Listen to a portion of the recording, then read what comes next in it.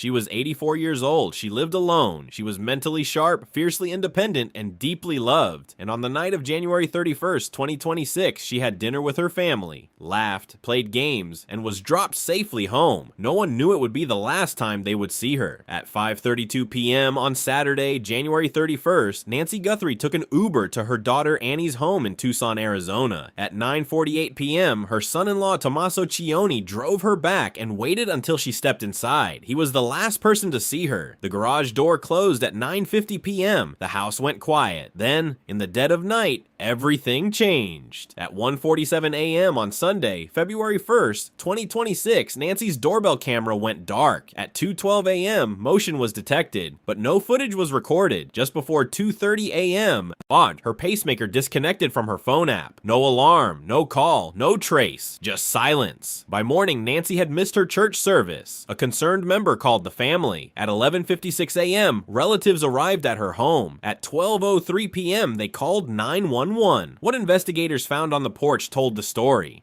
Bloodstains confirmed to belong to Nancy Guthrie. Pima County Sheriff Chris Nanos did not mince words. I believe she was abducted. She didn't walk from there. She didn't go willingly. She couldn't walk 50 yards by herself. Within hours, the FBI arrived. Agents, analysts, digital forensic specialists, and crisis negotiators flown in from Quantico, Virginia. On February 2nd, 2026, an official missing person alert was issued. A nationwide search had begun. The doorbell camera had caught something. Aussie toward the lens, trying to cover it with grass. Before realizing it was already recording, he knocked, and Nancy Guthrie was never seen again. Many called him clumsy, amateur, unprepared. But here's the truth. Day 20 has arrived. Nancy is still missing. He has not been found. Whatever he is, he has not made a single mistake that has led investigators to his door. On February 4th, 2026, Savannah Guthrie, NBC, Today Show co-anchor and Nancy's daughter, stood before a camera with her siblings Annie and Cameron and begged for their mother's life. We are ready to talk. We need to know without a doubt that she is alive. We want to hear from you.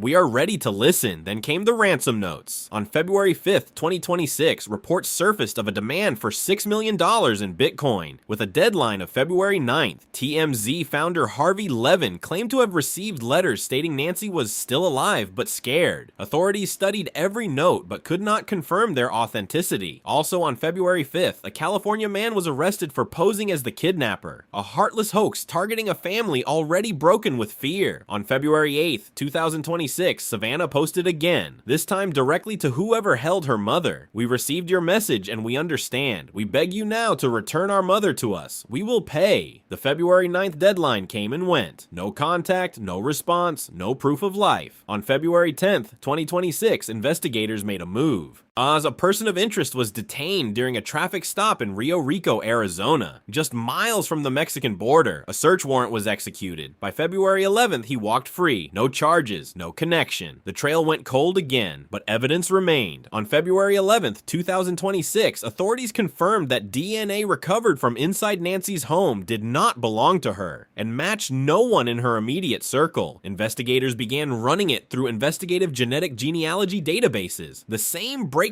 method used to identify Brian Kohberger in the Idaho murders of November 2022. That case took 47 days. This investigation stands at day 20. On February 12th, 2026, the FBI released the most detailed suspect description yet. Height 5 feet 9 inches to 5 feet 10 inches, average build, black mustache, carrying the Ozark Trail backpack. Investigators are not ruling out the possibility that more than one person may be involved.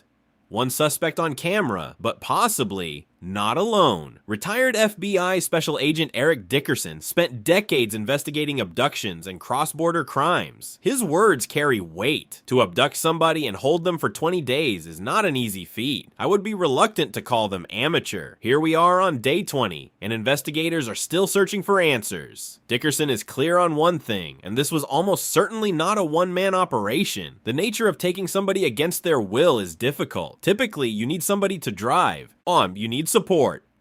A second suspect, a getaway car, a lookout. The Pima County Sheriff's Office now confirms it is possible. Tucson sits just over 1 hour from the Mexican border. At the Nogales crossing, vehicles enter Mexico with almost no documentation check. Could Nancy Guthrie have been taken across? Dickerson does not dismiss it. In 20 days, they could be clear across the country, or in an entirely different country. Mexican authorities say there is no evidence she is there, but no one has said she is not there either. Cartel involvement has been raised. Dickerson is firm. This does not fit that mold. Why would organized crime target an 84-year-old woman with this level of national attention? They operate in the shadows. This does not fit, but motive remains the greatest unanswered question.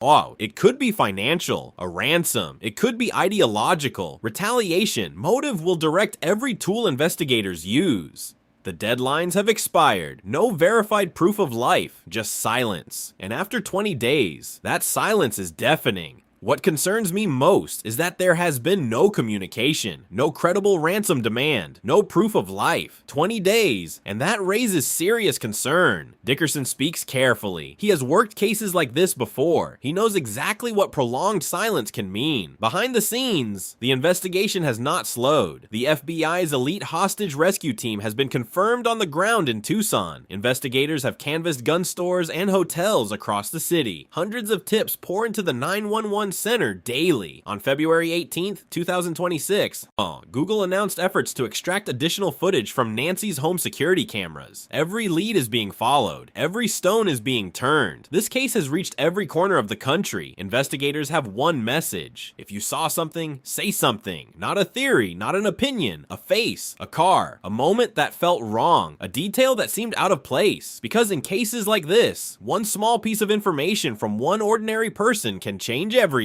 Nancy Ellen Guthrie was born on January 27, 1942 in Fort Wright, Kentucky. She moved to Tucson, Arizona in the early 1970s and has called it home for over 5 decades. She raised 3 children, Savannah, Annie, and Cameron. She is sharp, she is strong, she is loved beyond words. She has been missing since February 1st, 2026. She is a mother, a grandmother, a neighbor, a friend, somewhere out there. Someone knows something. The investigation continues, the search continues, and the hope, however fragile, continues. If you have any information, contact the Pima County Sheriff's Office or the FBI immediately. Do not wait.